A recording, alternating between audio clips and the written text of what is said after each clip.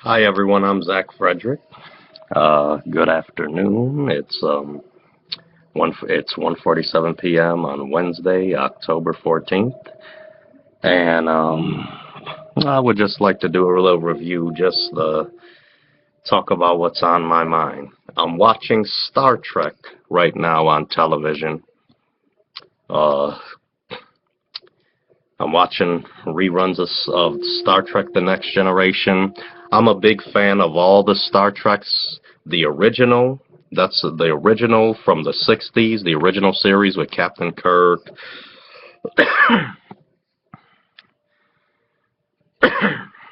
The original series with Captain Kirk, Spock, Lieutenant Uhura, uh, Chekhov, Mr. Sulu, Scotty, Beam Me Up, Scotty. That was the first Star Trek I got into, and when I was a little kid, about 8 years old, that was the first Star Trek that I watched. The original reruns used to come on when I was a little kid, and then later on, I got into the Next Generation with Captain Picard and William Riker and all them, and Worf and all them, and I'm also a big Star Wars fan. If I had to choose, like everybody, like most people I know that are Star Trek fans are Star Wars fans too. Most people I know that are Star Wars fans are Star Trek fans. I haven't been to many comic conventions. I heard that I heard that at comic conventions, most Star Wars fans, when you ask them about Star Trek, they hate it. And I heard that most of the Star Trek nerd or Star Wars nerds are are against Star Wars. They hate Star Wars, and I heard that most of the Star Trek nerds that you see at comic conventions, they're okay with Star Wars. They like Star. I don't know. That's what I heard. But most of the people that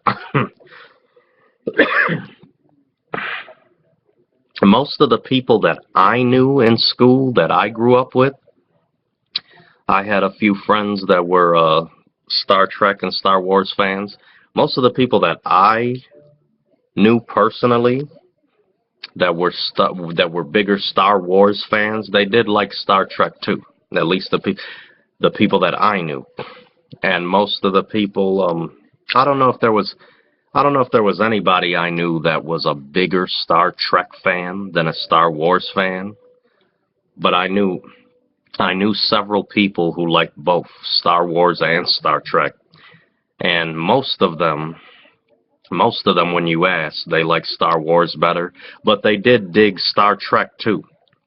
They did like Star Trek. Me, I'm a little bit bigger Star Wars fan. I always have been since I was about 4 or 5 years old.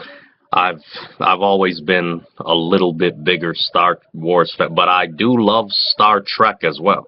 I love them both. I love Star Wars a little more, but I do love both. And now I'm watching Star Trek: The Next Generation on TV. I used to love the old one with Captain Kirk and Uhura and Spock and all them. And I love The Next Generation.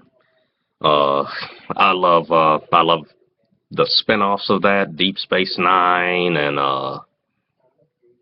Voyager, the newer one with Scott Bakula, where they go back to before the Kirk era.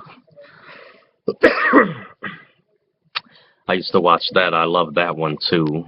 Um, and I've seen the movies, Star Trek: The Motion Picture from '79, and then the Star Trek: The Wrath of Khan. I'm still questioning, and people are still questioning, was that Ricardo Montalban's real chest, that diesel chest he had? It was all glossy. A lot of people, me and my friends, are always saying that's fake. And then I have one of my friends that he was like, no, that's his real chest. He just worked. But I don't know. Everybody, including myself, said it was fake because it looked fake. So I don't know. Maybe that chest was real. And good for him that he worked out and kept in shape. And then Star Trek: The Voyage Home, Star Trek The one where they save the whales. I think that was the fourth one they made. That was probably my favorite one, where they go to Earth in San Francisco in what was current time. It was in the 80s, like 85 or something, and they go to Earth in the 80s to save the whales and whatever. That was a good one. That's probably my favorite. The Generations. I love Star Trek Generations, where it's Picard. He meets Captain Kirk, and they cross generations in some time warp parallel gap or whatever. That was a good one, to see Kirk and Picard, the two generations cross. That was all. I was sad that Kirk died. I hated it that Kirk died, though, but it was good. It was a good movie to see the two generations cross. And anyway, about my point, me watching Star Trek this morning, it just got me thinking, me being a big Star Wars fan, a little bit bigger Star Wars fan, but also a very big Star Trek fan too. Me being a fan of both, it got me thinking. The age-old question that everybody's been thinking for decades now. When are they going to do a movie where Star Wars and Star Trek meet? If they're going to do it. If they are ever going to do it, when? Are they going to do it? Have a movie where Star Trek and Star Wars, they meet each other in a movie? I would love to see it. I heard rumors of it. Now with the internet, you hear rumors of it all over the internet, and people's fan-made videos, their mashups of Star Trek and Star Wars, and trying to, fantasize about how it would be if these two great science fiction different space franchises met each other in a movie. A lot of people on the internet have done their videos where they've mashed the two together. And a lot of them have been good. I liked them. And I seen in the last Star Trek movie, Into the Darkness, I think it was the second one, where there was a wreckage scene where a ship blew up in space, and there was a bunch of wreckage. There was a bunch of wreckage floating around. They first showed the preview. The trailer for that movie during the Super Bowl halftime show, amongst a bunch of other trailers. And they showed the trailer. I didn't see it the next day. I was on the internet, and people were telling me that there's a little scene with R2-D2 on the new Star Trek, in the wreckage scene. There's a scene where you could see R2-D2. And then I looked it up on the internet, and I saw it. And it was a little tiny thing. You couldn't even see it. And if you see it, you could barely see it. You don't know what that was when you see it, unless somebody points it out to you and tells you, yo, look real closely, that's R2-D2. Then you say, oh, yeah, it was only on the internet the next day that somebody, the movie people or whatever, they put stuff on the internet showing you, pointing it out to you. Look, in the new Star Trek movie, there's R2-D2. There's a little scene with R2-D2. He's real small. He's floating around in space. And I wish, if they're going to do that, if they are going to have cameos have Star Wars goose eggs, they call them, Easter eggs. That's what they call them. If they're going to have an Easter egg of some Star Wars thing in Star Trek, have it a little bit more visible. Like, have it be a scene where in Star Trek, on the Star Trek movie, they're in the ship, and they're in the bar of the ship. They're all chilling, hanging out, and then a little thing, they're like, waiter, get me a drink. Kirk or McCoy or somebody's like, waiter, where's the waiter? And then you see a little thing come rolling, and all this shit R2 does. You see a little thing come rolling, and it's got a tray on its head, and it's R2-D2. It's R2D2 rolling, and he's got a tray of drinks on his head, like he did on Star Wars: Return of the Jedi on the Jabba's sail barge scene where they had R2D2. He was rolling around serving drinks. That would be how they should do a goose egg to put a Star Wars thing in Star Trek. That was how they should have done it. Have it be a bar scene, and then they're like, "Where's the bartender?" And then it's R2D2. He comes rolling, and he's got a tray of drinks on his head, and he's going, you know. And they're like, "What's this?" They take their drinks. They're like, "What's it?" And then somebody comes, "Oh, that's the new mechanical bartender. We found it somewhere. A ship blew up, and it was laying there in the wreckage.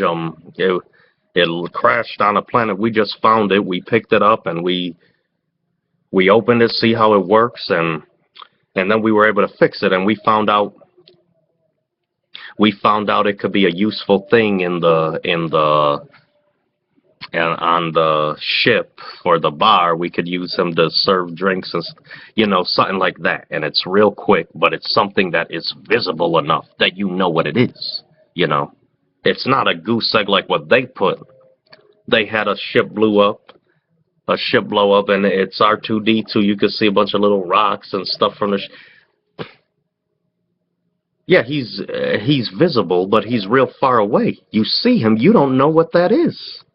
You don't know what that is unless somebody points it out to you. Like what they did the next day on the internet, they pointed it out to everybody that, look, that's R2D, and they zoomed in on it. There was certain videos where they zoomed in on it, and that was kind of cool, but I wish it was a goose egg that was more visible, like what I suggested. Something like what I said, to have R2D2 be the mechanical bartender in the bar of the ship. That would be cool. And then if they are to do a goose egg where they have, because I agree with AMC Movie News, the guy that's always on there, the guy that's on AMC Movie News. He said that he's a big Star Wars fan himself. He said that if they do the new Star Wars movies that are coming out, episodes 7, 8, and 9, he said that if they ever have a cameo appearance, they shouldn't have a cameo from a person on something that's as serious as the Star Wars story, that they can't have just a guy that's, like you can't do goose eggs in something as serious as the Star Wars episode 7, 8, and 9. But however, I heard they're going to do standalone movies. They're going to do one of Han Solo. They're going to do one of Boba Fett. They're going to do one of Yoda. I hope they do Obi-Wan Kenobi, by the way. I would love to see a standalone movie about him and his backstory. But anyway, I heard they're going to do standalones of Han Solo, Boba Fett.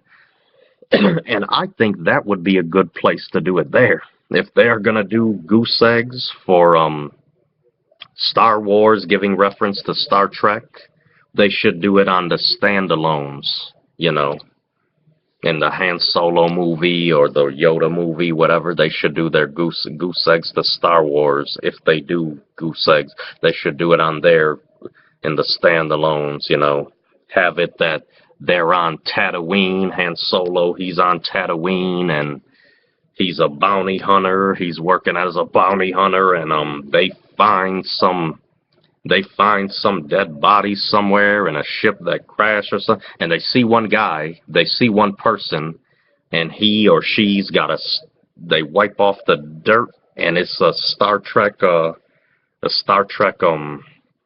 insignia pin, and everybody in the theater be like, oh snap! I know it'll get a big wow from the audience, like, oh.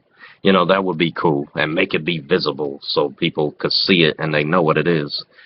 I think that would be great. And that's all I wanted to say, and I'm looking forward to the episode 7, 8, and 9. I was disappointed. I was disappointed that they didn't come out with it. It was supposed to come out on May 4th of this year, but they held it back for some reason, so it's supposed to come out in December. You know, I was a little bit disappointed about that, but I can't wait to episode 7 and then 8 and 9. I'm looking forward to that. I would like to see new Star Trek movies as well. You know, I'm glad that they went back to the past with the series with Scott Bakula, and then with the newer movies, the first Star Trek, and then Star Trek Into the Darkness. I like how they went back. But now, if they are to do a new Star Trek movie, I would like them to go back into the future, like go right back to where the next Star Trek, the Next Generation left off, or where Deep Space Nine or Voyager left off. Those were spin-offs of the Next Generation. Or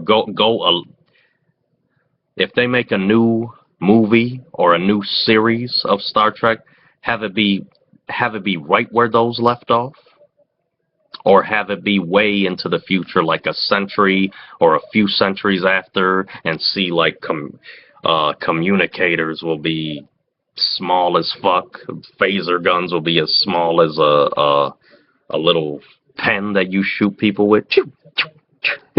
You know, something like that. I would love to see it. But whatever Star Trek they do, it should be good. I would like to see them now that they've gone into the past a lot and done a lot of things where they go back, you know. Now I would like to see them get back to the present of what they were, or the future. That would be cool. And I heard rumors of a Star Wars series that George Lucas, he said he was gonna do when he still owned it before he sold it away. He said he was gonna do it in 2011 or 2012, around there. That a made-for-TV series, not a cartoon, a live-action series, was supposed to come out sometime between 2011 and 2012, 2013, and it never came out. I was disappointed. But I'm looking forward to seeing new Star Trek movies, if they are to make new ones. I'm looking forward to seeing the Star Wars movies, the new episodes 7, 8, and 9, and I would love to finally see a movie with Star Trek and Star Wars. They meet, and that would be great.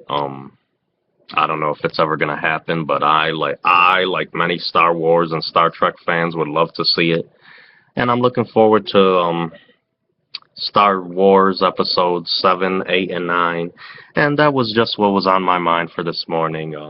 Thank you, everybody that watched. Thank you for watching. Be sure to leave your comments in the comment section below. Click the like button if you like, and you all have a good day.